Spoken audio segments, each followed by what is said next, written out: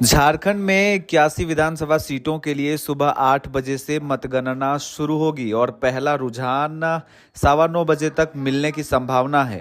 वहीं सबसे पहले खूंटी जिले के तोरपा विधानसभा सीट के लिए चुनाव परिणाम सामने आने की उम्मीद है, जबकि सबसे आखिर में चतरा सीट के लिए परिणाम आएगा।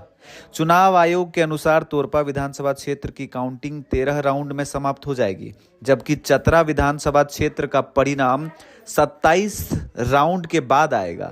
सबसे ज्यादा टेबल बोकारो में लगाए गए हैं। यहां वोटों की काउंटिंग के लिए 30 टेबल लगाए गए हैं, जबकि 14 सीटों में 14 टेबल लगाए गए हैं। सभी मतगणना केंद्रों पर मतगणना के लिए व्यापक प्रबंध किए गए हैं। प्रत्येक विधानसभा क्षेत्र के लिए अलग से मतगणना पर्यवेक्षक नियुक्त किए गए हैं। अंतिम चुनाव परिणाम शाम 5 बजे के पहले तक आने की संभावना है।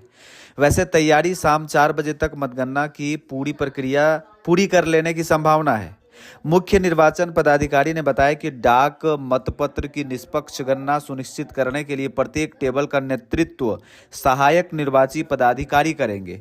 उन्होंने बताया कि पहले डाक मतपत्रों की गिनती सुबह 8 बजे शुरू हो जाएगी। नतीजे सुबह 9 से 9:15 बजे तक आने शुरू हो जाएंगे। पोस्टल बैलेट और ईटीपीबीएस के लिए अलग अलग टेबल स्थापित की गई है। मुख्य निर्वाचन पदाधिकारी ने बताया कि इस बार झारखंड में 29,563 मतदान केंद्रों में से किसी में भी पुनर्मतदान नहीं हुआ है। भारतीय वायुसेना, सीमा सुरक्षा बल, भारतीय विमानपत्तन प्राधिकरण के समन्वित प्रयासों के मतदान कर्मियों और सुरक्षा बलों को राज्य के सुदूर कोने तक ले जाने और वापस लाने में सहायता मिली है।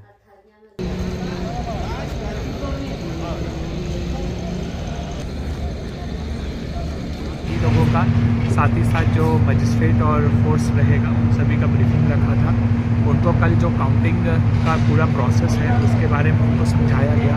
जो डूज एंड डोंट्स है उसके बारे में बताया गया। यह बताया गया कि उनकी क्या रिपोर्टिंग टाइम होगी। साथ ही साथ किसी को भी अंदर जो है कैंपस में काउंटिंग सेंटर के मोबाइल लेकर के आना अलाउड नहीं रहेगा, कोई इलेक्ट्रॉनिक डिवाइसेस लेके आना अलाउड नहीं रहेगा, ये बताया गया। साथ ही साथ वो अपने रिस्पेक्टिव काउंटिंग हॉल्स में बैठे, जहाँ पे आरओज़ ने भी उनकी ब्रीफिंग की और पूरा जो काउंटिंग प्रोसेस है उसके बारे में उनको बताया गया कि किस तरह से जो है चेक करना है ईवीएम में जो डेटा आएगा, उसके बाद किस तरह से जो है उस डेटा को आरओ टेबल पे भेजना है, आरओ टेबल पे किस तरह से उसका जो है सो एडिशन काउंटिंग किया जाता है और किस तरह से रिजल्ट वगैरह डिस्प्ले होगा, सभी को जो है डिटेल में है ब्रीफिंग की।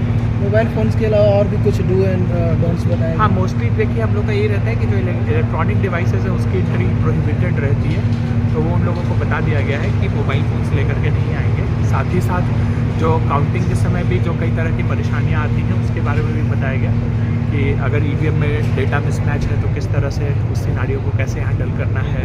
कभी ईवीएम में अगर आपको डेटा नहीं आ रहा है तो क्या करना है। लास्ट में जो मैंडेटरी वीवीपैट के 5 बूथ्स की जो काउंटिंग होनी होती है रैंडमली, उसको क्या करना है, तो इन सभी के बारे में डिटेल से सभी को बताया गया है। साथ ही जो पोस्टल बैलेट्स हैं उनको भी समझाया गया है कि किस तरह से पोस्टल बैलेट्स के वोटिंग काउंटिंग को करना है, किस तरह से क्या क्या ग्राउंड्स हैं जिसके बेसिस पे पोस्टल बैलेट्स रिजेक्ट होते हैं। इन सभी चीज़ों को पहले भी ट्रेनिंग दी गई थी, आज भी जो है सो वो आरओ स्पेसिफिक, कॉन्स्टिट्यूंसी स्पेसिफिक उसकी ट्रेनिंग दी गई है। रुझान सर कब तक मिलने शुरू हो जाएंगे?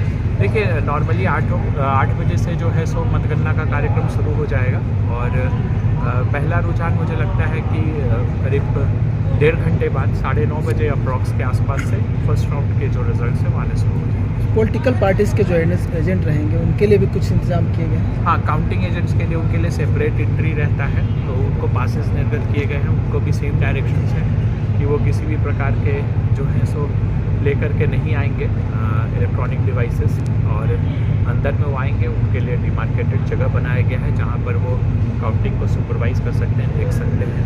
और साथ ही साथ जो पॉलिटिकल पार्टीज़ को जो उनके इलेक्शन एजेंट कैंडिडेट और उनके जो इलेक्शन एजेंट होते हैं उनको भी बताया गया है कि आप किस तरह से आ सकते हैं, किधर किधर आप घूम सकते हैं, कौन कौन से एरियाज़ है जहाँ पे आप जा सकते हैं। विजय जुलूस को लेकर भी कुछ इंतजाम किया गया है? हाँ, जो बाहर में चूँकि काफ़ी एक बड़े संख्या में लोगों के इकट्ठा होने की भी संभावनाएँ होती हैं, तो उसको लेकर के ट्रैफ़िक व्यवस्था जो है उसको भी थोड़ा बदलाव किया गया है।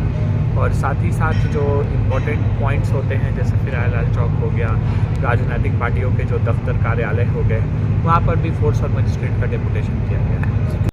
देखिए, सुरक्षा के लिए इलेक्शन कमीशन की जो पहली गाइडलाइन है कि स्ट्रांग रूम की 3 लेयर सिक्योरिटी होनी चाहिए, तो तीनों लेयर यहाँ पर बहाल है। पहला जो इंडरमोस्ट लेयर है वो एसएसबी का है, केंद्रीय बल का। दूसरा लेयर झारखंड पुलिस का आर्मडीको है और तीसरा लेयर रांची पुलिस का है।